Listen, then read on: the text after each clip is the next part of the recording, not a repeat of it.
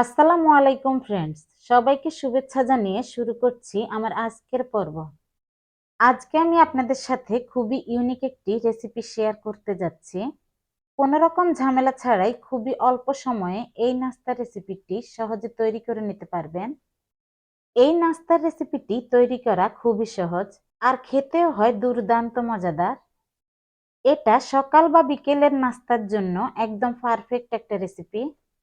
এই নাস্তাটি দেখতে যতটাই ফুলকো ফুলকো হয়, খেতেও হয় উপর থেকে ততটাই ক্রিস্পি আর ভেতর থেকে অনেকটাই সফট।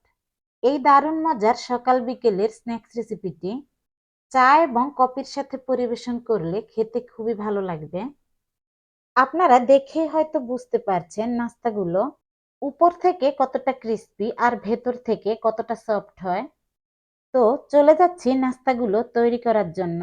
প্রথমে নিয়ে নিচ্ছি 1 কাপ পরিমাণে কুসুম গরম লিকুইড মিল্ক, সাথে নিয়ে নিচ্ছি কুসুম গরম 1 কাপ পরিমাণে পানি, দিয়ে দিচ্ছি স্বাদ মতো লবণ, সাথে দিচ্ছি 2 টেবিল চামচ চিনি। এখানে লিকুইড মিল্ক এবং পানি ঠান্ডা দেওয়া যাবে না, কুসুম গরম অবস্থায় লিকুইড মিল্ক এবং পানিটা দিতে হবে। সাথে দিচ্ছি 1 টেবিল চামচ ইস্ট। অবশ্যই এখানে ইস্ট ব্যবহার করতে হবে, তা না হলে নাস্তাগুলো ফুলবে না।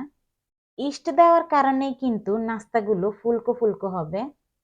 এখন একটু নেড়েচেড়ে সবগুলো উপকরণ ভালোভাবে মিশিয়ে নেব।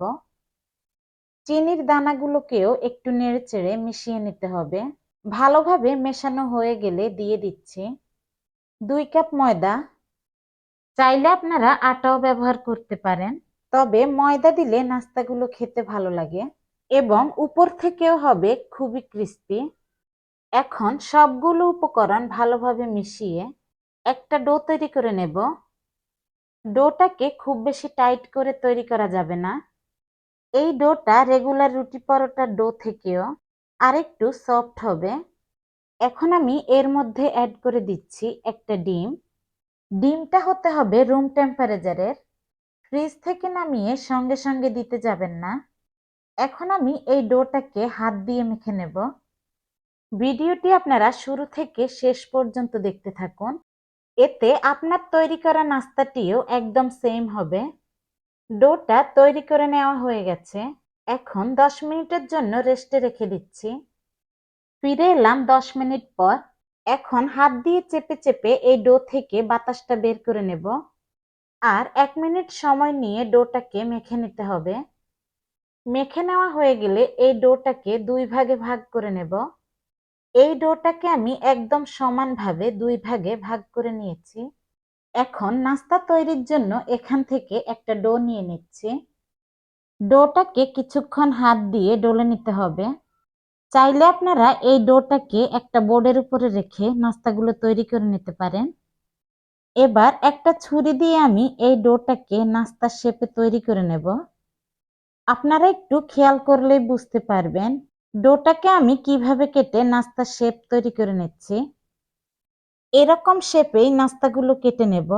এতে করে নাস্তাটা দেখতে অনেকটাই সুন্দর দেখাবে আর নাস্তাগুলো ভাজার পরেও আরো ভালো লাগবে দেখতে। আশা করছি ভিডিওটি আপনাদের কাছে খুবই ভালো লাগবে। ভালো লাগলে একটা লাইক দিয়ে চ্যানেলটিকে সাবস্ক্রাইব করে নেবেন। বেল বাটনটি প্রেস করে রাখবেন, এতে করে আমি নতুন নতুন ভিডিও আপলোড দেওয়ার সাথে সাথে সবার আগে নোটিফিকেশন পেয়ে যাবেন। সবগুলো নাস্তা আমার তৈরি করে নেওয়া হয়ে গেছে। এখন চলে যাব নাস্তাগুলো ভেজে নেওয়ার জন্য।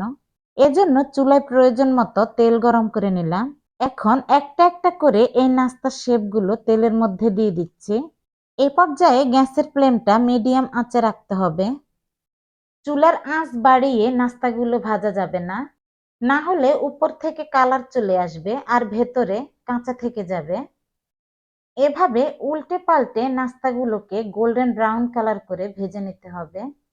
আপনারা দেখেই হয়তো বুঝতে পারছেন নাস্তাগুলো দেখতে কতটা পারফেক্ট আর ফুলকো ফুলকো হয়েছে আর কালারটাও মাশাআল্লাহ অনেকটা লোভনীয় দেখাচ্ছে। এভাবে করে আমি সবগুলো নাস্তা তৈরি করে নিয়েছি। নাস্তাগুলো কিন্তু দেখে বোঝা যাচ্ছে এটা দেখতে কতটা ফুলকো ফুলকো হয়েছে আর খেতে কতটা মজার হতে পারে। এখন একটা নাস্তা আমি আপনাদেরকে ভেঙে দেখিয়ে দিচ্ছি। এই নাস্তাটি উপর থেকে কতটা ক্রিস্পি আর ভেতর থেকে কতটা সফট হয়, অতিথি আপ্যায়নেও এর কোনো তুলনাই হয় না। এই নাস্তাটি একবার তৈরি করলে 1 সপ্তাহ পর্যন্ত সংরক্ষণ করে রাখা যায়। তো আজকের মতো এখানেই বিদায় নিচ্ছি। আবারও দেখা হবে পরবর্তী কোনো ভিডিওর সাথে। আল্লাহ হাফেজ।